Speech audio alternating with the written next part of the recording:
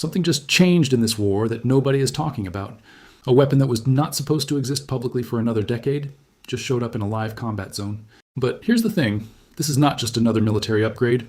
I mean, you've seen new weapons get deployed before, but this one is different. This time, the entire financial strategy that Iran spent years building, the strategy that was actually working, got made completely obsolete. Overnight, a $30,000 drone destroyed for 50 cents. Let that sink in. But what does this actually mean for the conflict? And why is Iran still publicly saying it has already won, even as this is happening? Let me explain. Disclaimer. To understand why today matters, you first need to understand the problem that nobody in the mainstream media was really explaining properly. Everything discussed today is based on publicly available reports and third-party sources. For the past several days, analysts and military observers have been pointing out something deeply uncomfortable. Iran was winning the economics of this war. Here's how it worked. Iran has been producing drones, lots of them. According to reports circulating today, Iran is reportedly capable of producing around 10,000 drones every single month. These are not fancy, expensive machines. They cost roughly $30,000 each, which sounds like a lot of money until you realize what the other side has to spend to stop one. To intercept a single drone, the US and its allies were spending millions of dollars per shot. Some of the interceptor missiles cost $3 to $4 million. Others cost even more. So the math was brutal. Iran spends $30,000 to launch a threat. The US spends $4 million to stop it. Do that 100 times, and Iran has spent $3 million while the US has spent $400 million. Drop a comment right now. Does that math shock you? Because when I first saw those numbers, I had to read them twice. And Iran knew this. This was not accidental. Multiple analysts today were pointing out that Iran was intentionally using this cost imbalance as a weapon. The strategy, as observers described it, was simple. Flood the skies with cheap threats and drain the enemy's budget faster than they can restock.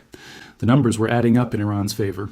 Reports suggested that in just the first week of this conflict, the combined air defense efforts across the region had burned through billions of dollars in interceptor missiles. Billions. In 1 week. At the same time, on the ground, things were not going smoothly either. Commentators noted that Iran was, in their words, overperforming expectations. The Strait of Hormuz, the narrow waterway that roughly 20% of the world's oil passes through, had reportedly been closed.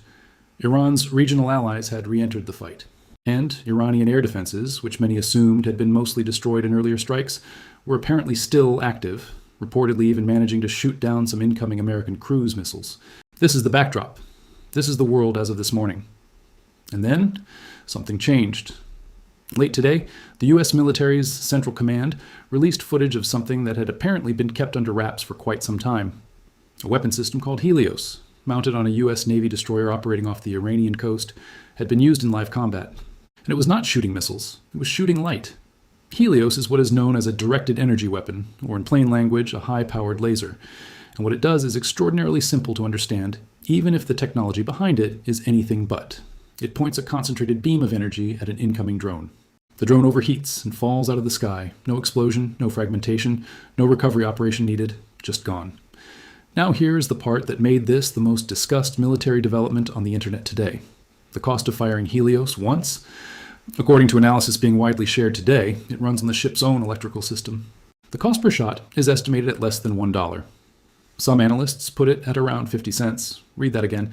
Iran spends $30,000 to build and launch a drone. The US now spends 50 cents to destroy it. The entire economic logic of Iran's drone strategy, the strategy that was working, just got flipped upside down in a single day. Seriously, pause for a second and tell me in the comments, did you even hear about this today? Because most people scrolling through the news completely missed it. And I want to know if you did too. And it gets even more significant when you think about scale. HELIOS does not run out of ammunition. There is no magazine to reload. As long as the ship has power, it can keep firing. Theoretically, it could engage hundreds of drones in a single night, and the cost would still be less than a good dinner in Manhattan. Military analysts pointed out today that this is potentially the most significant shift in weapons technology since the introduction of guided missiles. Because, for the first time, the defender has a decisive cost advantage over the attacker. Throughout all of modern military history, it has always been cheaper to attack than to defend. Missiles are expensive, bunkers are expensive, radar is expensive, but attacking with a truck bomb or a cheap drone has always been within reach of even poorly funded groups. HELIOS, if it works at the scale being reported, changes that calculation permanently. Now, and this is important, This was described as a classified program that was not supposed to be revealed for potentially another decade. The fact that it was deployed now and that CENTCOM released footage publicly suggests that a deliberate decision was made to show it, to send a message. And that message was aimed not just at Iran. It was aimed at every military on Earth that has spent the last decade building drone programs. Now let us zoom out, because the laser weapon is the headline. But the story around it today is actually even bigger. Because while this technology news was breaking, the rest of the situation was continuing to escalate in ways that are directly affecting everyday life for hundreds of millions of people around the world. The Strait of Hormuz, as mentioned, has been closed. That is not an abstract geopolitical event. That is a physical blockage of one of the most critical energy arteries on the planet. And today, we saw the real-world effects beginning to ripple outward. Vietnam, a country thousands of miles from the Middle East, reportedly issued guidance today urging people to work from home. The reason? Fuel shortages tied directly to the strait closure. Think about what that means. This conflict is not just affecting the countries involved. It is already reaching into the daily lives of ordinary people in Southeast Asia. People who have nothing to do with any of this, who just need fuel to heat their homes and run their businesses, are now being asked to stay home because of what is happening on the other side of the world. And this one, I genuinely want to hear from you on. Are you already feeling this where you live? Higher prices at the pump, anything like that? Tell me your country in the comments. I read every single one. And Vietnam is not alone. Every country that imports oil, which is most of the world, is watching the situation with growing alarm. Iran appears to understand this leverage very well. Reports today indicated that Iran was explicitly betting on its ability to outlast the pressure by weaponizing energy markets, essentially forcing the global economy to feel pain until the conflict ends on terms favorable to Tehran. Iran even reportedly issued an ultimatum today to Arab and European countries. If you want the strait to reopen for your ships, you need to expel the US and Israeli ambassadors from your territory. It is, by any measure, an extraordinary demand. It is essentially asking dozens of countries to choose a side under economic duress. Most analysts describe this as a pressure tactic rather than a realistic expectation. But the fact that the offer is being made at all tells you how confident Iran currently feels about its position. And that confidence is also reflected in Iran's response to ceasefire negotiations. Reports today confirm that Iran has officially stated it is no longer interested in ceasefire talks. The Iranian foreign minister was quoted saying roughly that only those who are losing ask for a ceasefire, which is a remarkable statement. Whether you agree with it or not, it tells you something about the mindset in Tehran right now. So, on one hand, you have Iran projecting maximum confidence, closing energy routes, rejecting talks, and issuing sweeping demands. On the other hand, you have the US also quietly deploying a weapon that may have just made Iran's primary military strategy obsolete overnight. These two things are happening simultaneously. And the tension between them is exactly what makes today so significant. Now let us talk about what all of this means for ordinary people. Because this is not just a military story, it is an economic story. And the effects are already being felt by people who have nothing to do with any of it. Here's the basic picture. When energy routes get disrupted, the effects do not stay contained in the region where the conflict is happening. They spread fast, and in ways that are sometimes hard to predict. We already saw this with Vietnam today, but Vietnam is just the most visible example. Every country that imports energy is recalculating right now. Airlines are watching fuel costs. Shipping companies are rerouting vessels.